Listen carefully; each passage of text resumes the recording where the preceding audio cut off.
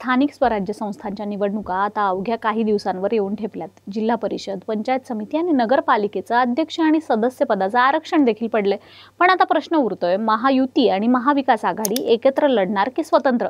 महायुतीवाले वरवरून कितीही कॉन्फिडन्सने आपण एकत्रच लढणार असे सांगत असले तरी बूथ लेवलवर ती परिस्थिती नाही। गेली 9 वर्ष पक्षासाठी जीवाचं रान केलंय आणि आता निवडणूक लढवायची वेळ आली की मित्र पक्षासाठी म्हणजे स्थानिकला आपल्याच विरोधात असलेल्यांसाठी जागा सोडायची, वरतून त्याचाच प्रचार करायचा हे कार्यकर्त्यांना मान्य नाही।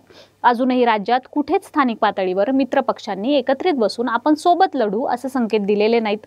उलट प्रत्येक पक्षानं आपल्या स्थानिकच्या पदाधिकाऱ्यांना अंधारातून हेच सांगितले की तुम्हाला जो वाटतो तो निर्णय स्थानिक पातळीवर घ्या।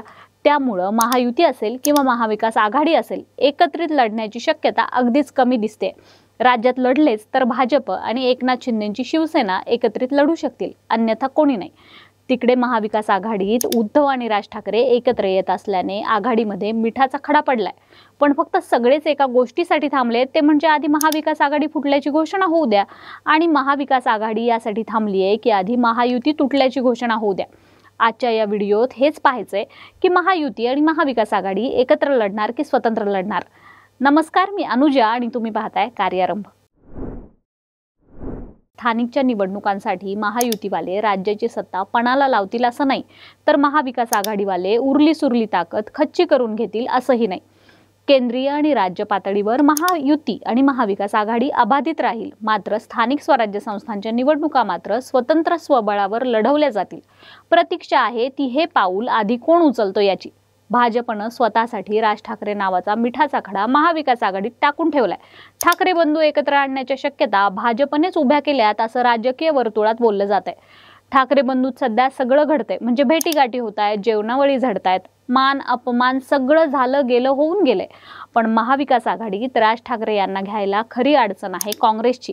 कारण राज ठाकरे काँग्रेसला चालणार का हा महत्त्वाचा मुद्दा आहेच, पण त्याही पेक्षा ते उद्धव ठाकरेंना भावणार का आणि मुख्य म्हणजे परवडणार का हा कळीचा मुद्दा आहे। उदाहरणच सांगायचं झाल्यास राज ठाकरेंना पंचायत समित्या आणि जिल्हा परिषदांमध्ये फारसा इंटरेस्ट नाही, नगर परिषदा आणि नगरपंचायतीमध्ये देखील नाही। महानगरपालिकांच्या बाबतीत देखील मुंबई, नवी मुंबई, ठाणे, पुणे, नाशिक आणि छत्रपती संभाजीनगर या 6 महानगरपालिकेमध्ये राज ठाकरेंना नगरसेवक निवडून आणायचे। त्यासाठी ते उद्धव ठाकरेंशी हात मिळवणी करतात। उद्धव ठाकरेही त्यासाठी तयार आहेत, पण प्रश्न आहे जागा वाटपाचा। उद्धव ठाकरेंना राज ठाकरेंशी युती करायची असेल तर ती त्यांना स्वतःच्या कोट्यातून करावी लागेल, अशी भूमिका काँग्रेस आणि शरद पवारांच्या राष्ट्रवादी काँग्रेसची आहे। आता असं करायचं झालं तर महाविकास आघाडी जेवढ्या जागा उद्धव ठाकरे यांना सोडत आहे तेवढ्याच जागा राज ठाकरे स्वतःच्या पक्षाला मागत आहेत। मग अशा परिस्थितीत काय होणार? एकतर उद्धव ठाकरे महाविकास आघाडीतून बाहेर पडतील आणि मग शरद पवारही आम्ही सुद्धा स्वतंत्र लढतो म्हणतील, म्हणजे महाविकास आघाडीचे जहाज फुटेल। एकदा का हे जहाज फुटलं की मग महायुतीवाले देखील स्वतंत्र लढायला मोकळे।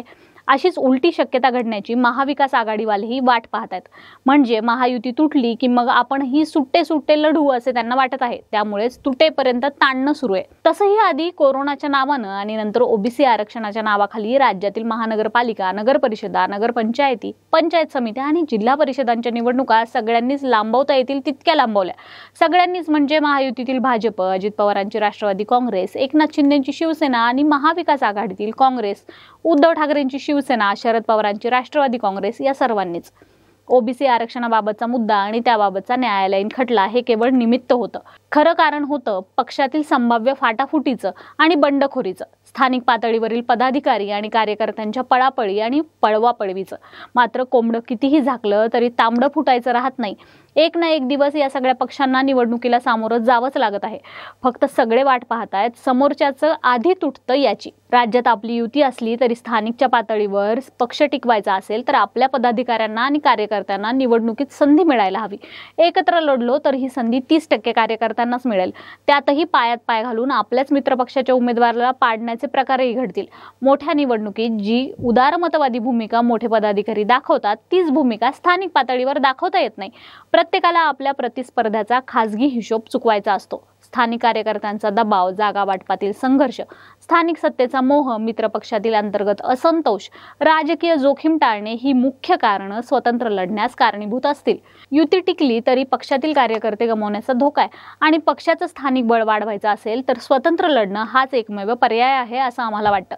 बाकी तुमचं मत काय? महायुती आणि महाविकास आघाडी एकत्र लढतील की स्वबळ आजमावतील? तुमच्या भागात कशी परिस्थिती असेल हे आम्हाला कमेंट्स करून नक्की सांगा. आमच्या व्हिडिओला लाईक करा, शेअर करा आणि चॅनलवर नवीन असाल तर सबस्क्राईब करायला विसरू नका. धन्यवाद.